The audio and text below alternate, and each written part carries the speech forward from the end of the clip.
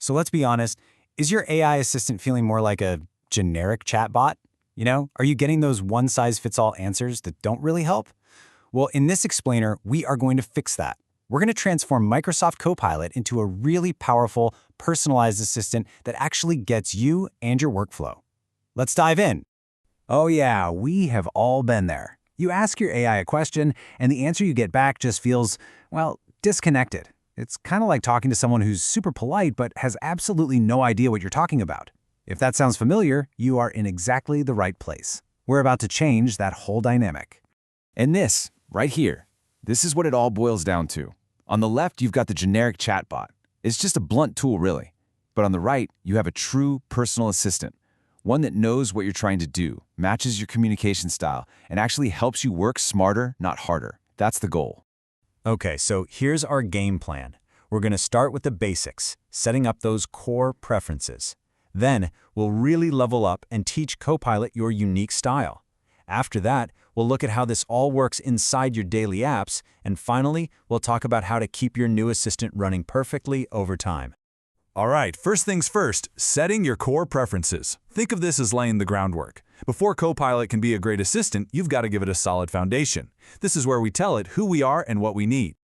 The process here is actually super simple. You always want to start with a fresh, new chat. That just avoids any confusion from old conversations. Then, just tell it straight up what you're doing. I want to personalize my experience. From there, it's all about defining your role and, of course, setting the tone. Let's look at some real examples. See how simple but incredibly powerful these prompts are? Just by saying, hey, I'm new to AI, you completely change how complex its answers are going to be. Stating your goal, like writing or planning, helps it get ahead of your needs. And a simple preference like, give me short answers, can save you so much time. The big thing to remember, just be direct and be specific. So, Copilot now knows who you are. But the next step, and this is a really crucial one, is teaching it how to talk to you. This is where we go beyond just basic instructions and really start to shape its personality, so it feels less like a machine and way more like a collaborator. A prompt like this is a fantastic, all-purpose starting point. You're literally training its personality right here. If you want it to be more formal, tell it that. If you love bullet points, who doesn't, make sure it knows. One single clear instruction like this can make every single answer you get from now on way better. Okay, so up until now, we've told Copilot about ourselves. Now we're going to show it. This is where we graduate from just giving it instructions to doing some really deep, meaningful personalization by teaching Copilot our actual style. And believe it or not, the single most powerful feature for personalizing Copilot is probably one you see all the time and just ignore.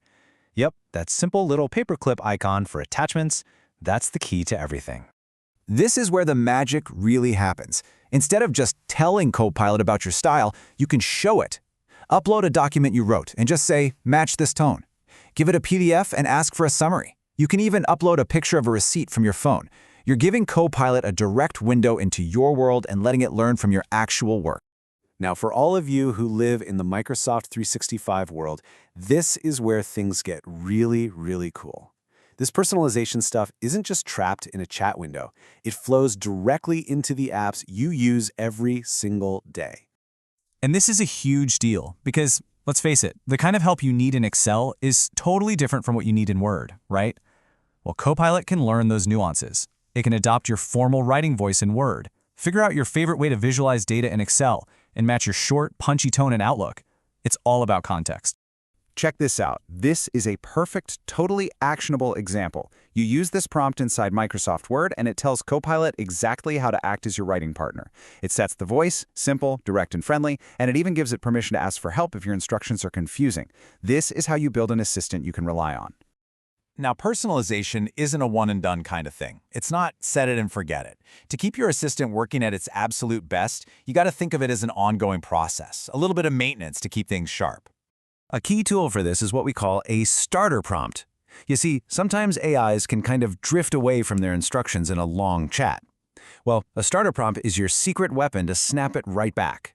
You create that perfect set of instructions, and you just paste it at the beginning of a new chat to make sure you get the exact tone and style you want every single time. Hey, just a quick but really important note on this. Take a second to look at your privacy settings. Letting Copilot save your chat history is what helps it learn and get better over time. If you turn that off, you get more privacy, for sure, but you'll get less personalization. It's a trade-off, and it's good to know you're making it. And now we get to the fun part, putting it all to the test. Give it real stuff from your day-to-day work. Ask it to rewrite that email in your voice. Upload that dense PDF and tell it to give you a 5-bullet summary. And hey, if the results aren't perfect right away, don't sweat it. Just treat it like a conversation. Tweak your instructions. The more feedback you give it, the smarter it's going to get. So let's wrap up with the key things to remember. First, personalization is everything. It's what makes Copilot truly useful. Second, that little paperclip icon is your best friend for teaching it your style. Third, if you're using Microsoft 365, tailor it to each app. Fourth, use those starter prompts to keep it consistent. And finally, remember this is an ongoing process. Keep refining. You now have the complete blueprint for creating an AI assistant that is perfectly tuned to you. It's not just a chatbot anymore. It's a real partner for writing, for planning, for creating. So the only real question left is, what are you going to build with it first?